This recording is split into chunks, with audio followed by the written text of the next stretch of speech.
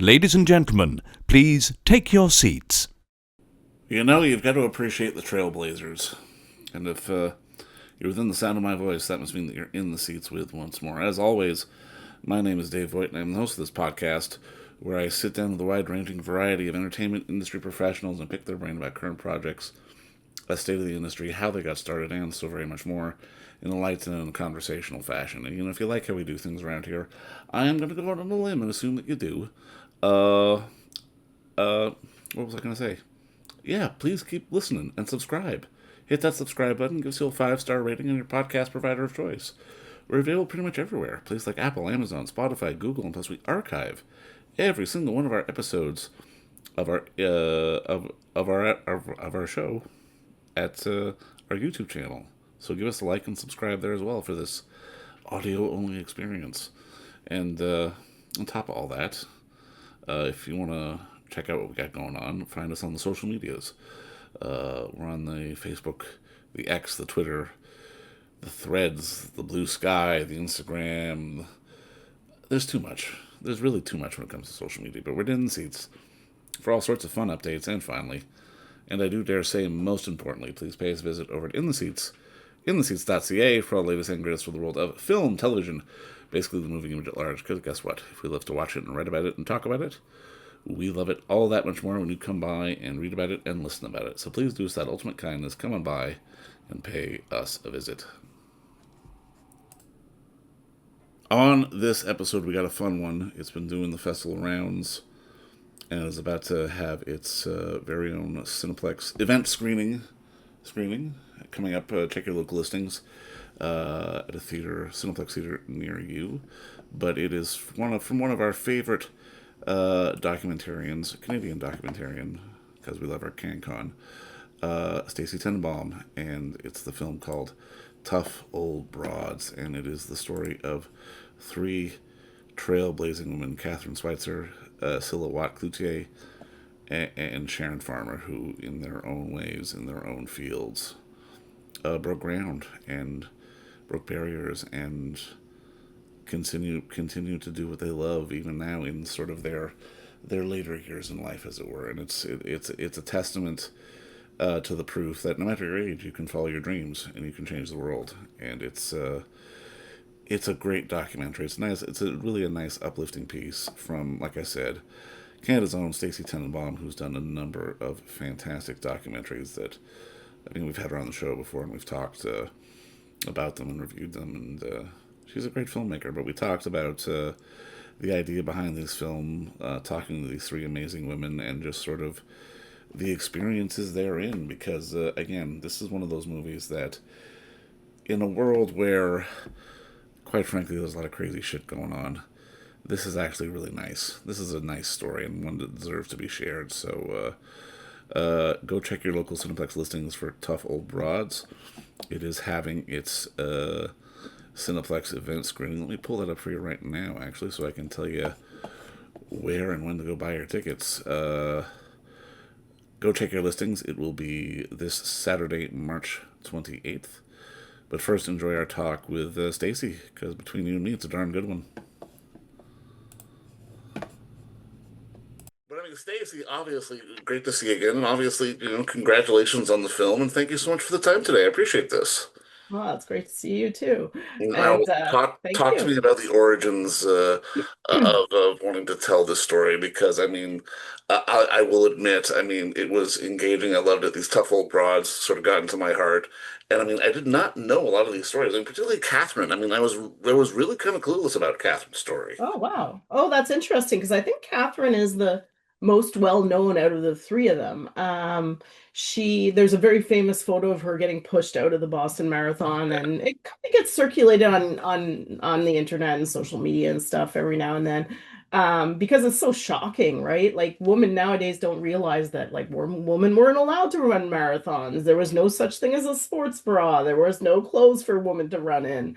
Um, and that it was illegal for women to run a marathon. And so I think that it's really shocking when people see that on social media now, and they're like that the guy was trying to actually physically shove her out of the race. That's so Uh, wild. Yeah. yeah, so and that's part of why I wanted to do the film was like I think that young people don't realize like how much progress we have made, like how bad it was and how far we've come. I mean, things are sort of back slipping these days, it feels like, but Unfortunately, yeah. there has been a lot of progress. Like that was 1967, and women were like getting physically shoved out of a marathon, and not allowed to run. So we have come a long way, baby. But so Kathrine was one of them, and I kind of just came across her. She was the first one that I ended up getting on board for the film. But I don't know. I mean, I think for me it was like I saw this woman, and completely unrelated. She's not in the film, but she was this amazing photographer. Her name's Jill Friedman. She was based in New York, and she'd do all kinds of cool stuff in the 70s. Like she'd live with the police and the firefighters and go on all their calls and take photos. And I was like, wow, that lady's a tough old broad, man. She's like really full on. And I said it, and then I was like, oh, tough old broad. Yeah, that's a great title for a film, I think. And then I was like, yeah, I want to talk to a woman and see, like, I want to meet other tough old broads. And I mean, I'm not getting any younger. So I'm kind of like, I'm heading in that direction, right? So part of the impulse to do the film was also like, well, I want to see what these women have to say, and like how they were able to be such blazers back then, and sort of what they're still doing now. So that was kind of the whole impulse. No, I'm curious. Like, did you have to sort of sift through a bunch of people, or did you sort of narrow it to your three pretty easily? Because, I mean, the Yeah. thing that I think struck me as I was watching this was kind of the gear shifting of the energy. Everyone's story is obviously fantastic, but it's like we're ramped up, we're dialing back, we're sort of in the middle. Like it's like we're kind of shifting gears the entire movie. Yeah, they're really, I mean, casting was really difficult for this film. It took me 3 years. I had three sort of requirements. So that they had to be a trailblazer. So the first woman to do something in a man's world. The second was that they had to be over 70. That was kind of my cutoff for old, which like there's all kinds of debates about that, but I was like at least 70. And then the third thing was that they had to still be active. Like they still had to be doing something that was really meaningful. So hitting those 3 points was not as easy as I thought it was going to be. And then finding the right mix of women was also complicated. And then finding the right mix of women that all wanted to do the film was also complicated. So it was a long process, but I'm really happy with the three women I chose because like you're right. They're so completely different, and not only completely different in personality, but completely different in sort of energy and also their approach to activism, which I thought was really interesting. Like they all have different ways of being activists, but they all manage to create this amazing, meaningful change in their lifetimes. So I thought that was interesting that there's not just one way to be an activist, that there's different types of personalities. You don't have to be an extrovert. Like Sila's an introvert. She hates being, talking and doing public speaking and all kinds of stuff, but she did it because she cared. And so I think there's room in the world for all kinds of different people to be activists in their own way. So I that was. mean, do you think as you look at this now, because I mean, that's a great point, and I mean, it's one of those things where people think like, oh, if I want to support this, I got to go do that, or I have to be like this, or I have to do this kind of thing. It's like there aren't rules. The rule is just go and do it. Like for you in sort of putting this all together, was that kind of the through line? Like just get out of your own head and just start doing something? Oh my God. I don't know. Uh, it took me so long to make the film.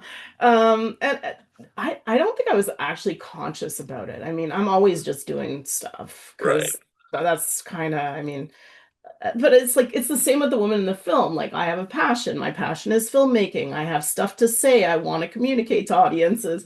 So like that drives me, right? That's why I keep doing this. And it's kind of the same with them. They each had like a very singular passion that kept driving them over like 50 years, right? That was what kept them going. So I think it's really just about caring, like just about having something that you care about, and then how is it that you're going to affect change? You don't have to be out protesting. There's different things that you can do.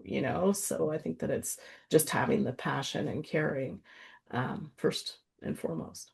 Now, I mean, I'm curious because I mean, unless I missed something, you kept everyone separate. Like there was no sort of interlapping of people. Like how important was for you to do that? Because it felt like if you'd had come together in the sort of, mea culpa moment with all three or something, it would have felt a bit forced. It would have felt disingenuine. Like, how important was it to sort of keep everyone on their own track?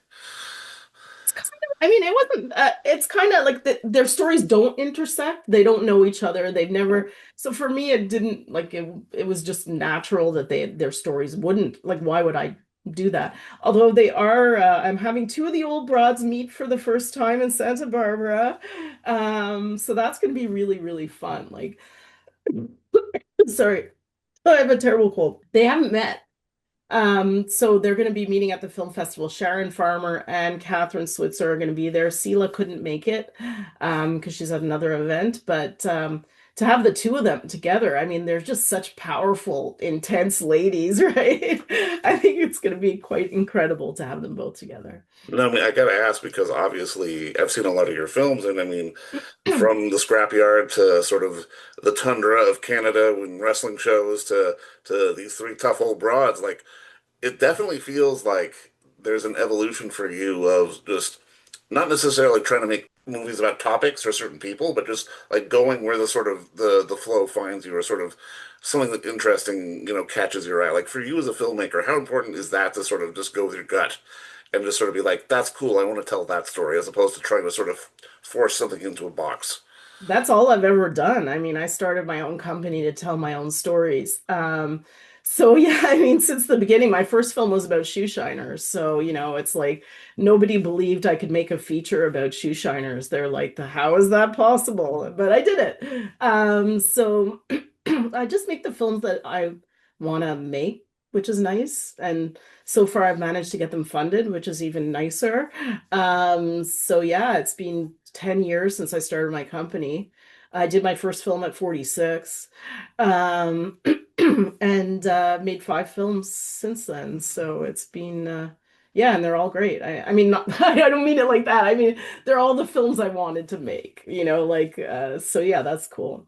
No, but I mean, you also started a real interesting time for documentary space where like the streamers were coming up, and I mean, the idea behind funding and just sort of being able to get your stuff out there was at a weird inflection point. And I mean, I'm kind of curious from your perspective, how has not just the struggles of getting funding, which is always going to be a struggle, but it feels like sort of the space in general has evolved in terms of being able to not only make your stuff but just get it out there as well. Yeah, I mean, we're in a really difficult time. I mean, Yeah, I'm not even going to talk about funding, but I mean, you look at the streamers, they used to sort of run really good films, and now it's like you have a meeting with them and they're like, "Well, do you have anything about murder or someone famous?" Like right, that's right. like it, right?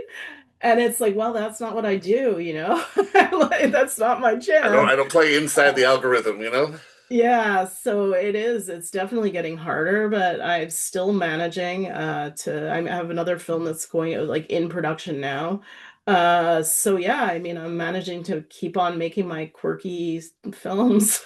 In putting a movie like this out there, it definitely feels like, I mean, especially in this day and age where we're seeing, civil rights being stripped back, DEI initiatives being torched and misused.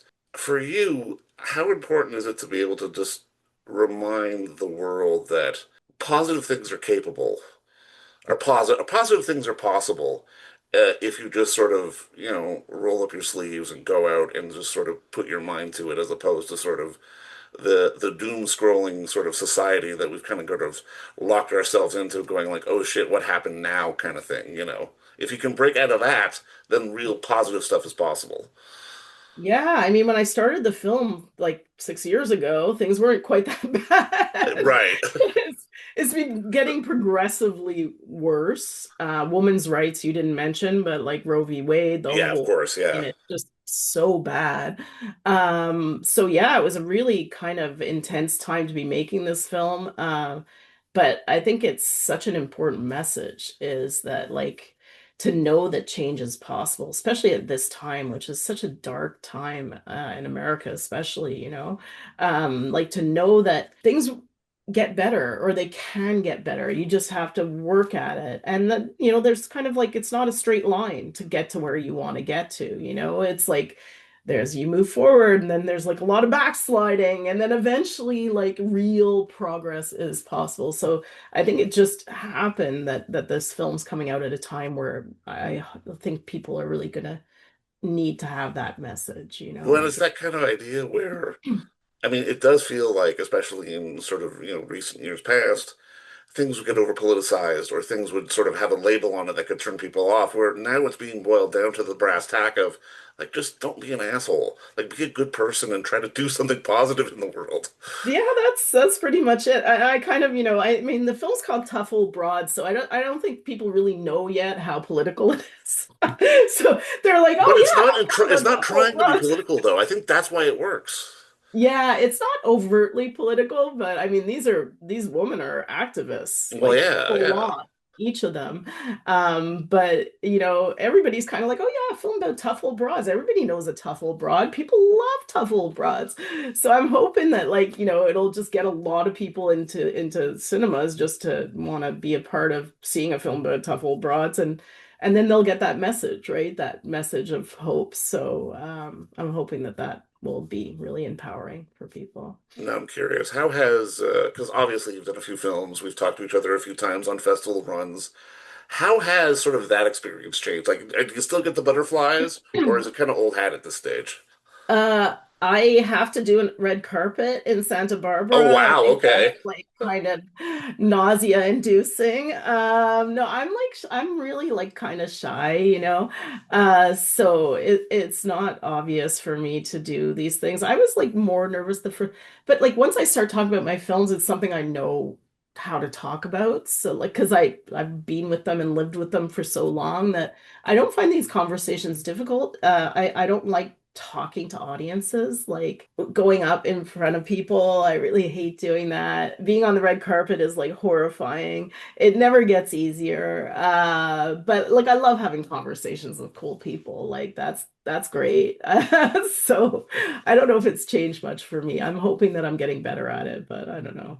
How do you think sort of, I guess, your storytelling sort of motif or sort of styling has changed over the years? Because I love that idea that you just brought up about, wanting to have conversations with cool people. And in watching so many of your films, it's been so much about just getting to know that person as opposed to trying to force an idea or force sort of a theme down our throats. It's like, no, this is a really interesting person. Let's get to know them more. Yeah, I get my themes in there though.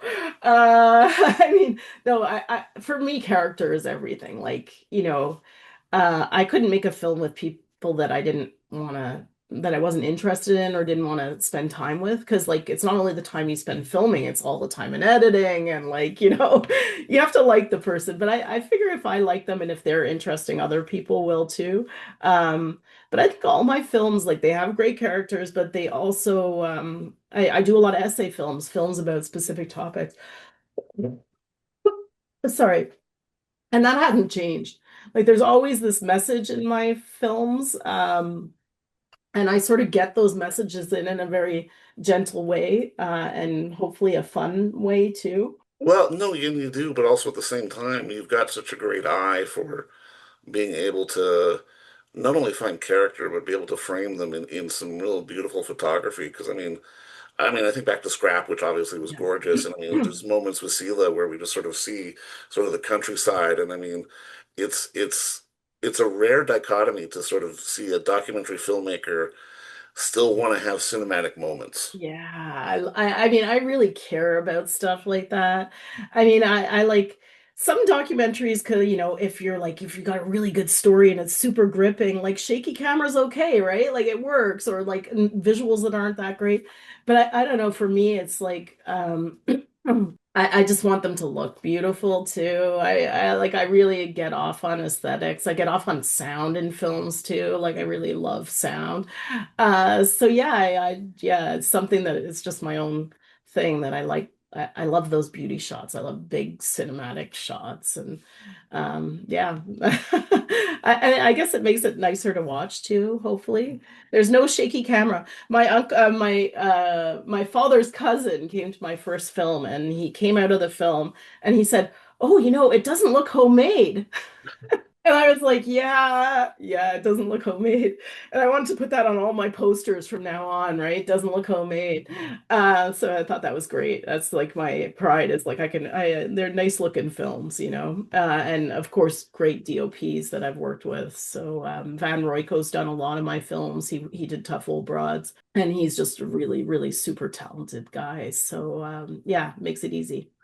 How were your subjects to work with in terms of, I guess, getting them to open up? Because, I mean, again, this never felt sort of didactic or, just telling us about their history. It was about getting to tell us about them. Um, I kind of like when I started out on the film, I wanted to be like, it's just like, it's almost like they're talking to you like that you're like one of their girlfriends.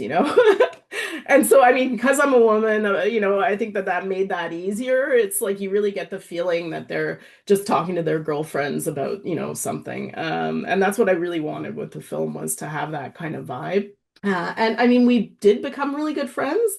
So after you've done a few interviews with someone, you are kind of like girlfriends, you know each other and you've hung Right. out and so it's kind of this film specifically had that real vibe of like just hanging out with my girlfriends kind of vibe. Well, and I mean, at the end of the day, that's what I think people remember and people connect to when you get to sort of get to have that fly on the wall moment with other people and really sort of understand who they are and what they've done. And I mean, from a middle power Canadian film journalist to a middle power Canadian filmmaker, obviously, just this is such a great piece of work. I've always been a big fan of yours.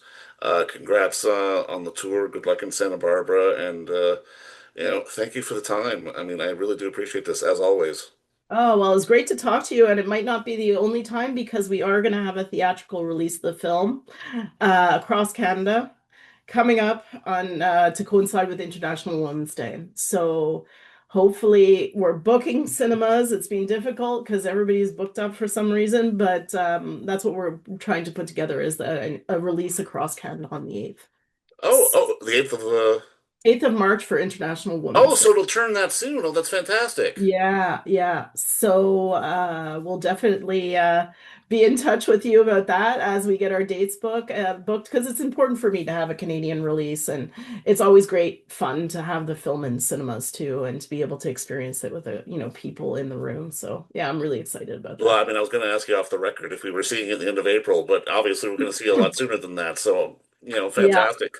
March 6th, and then they're going to run it on Mother's Day on Yes TV, which is so fun. So my broadcast is going to be on Mother's Day, which is Well, great. I love it. And I mean, obviously, with our doc-centered cinemas here, I mean, you're always going to get a good crowd. But I mean, again, Stacey, just congrats on the work and thank you so much for the time today. I appreciate it. Thanks so much. It's always fun chatting with you. You're one of the interesting people I like to chat to. Well, thank you.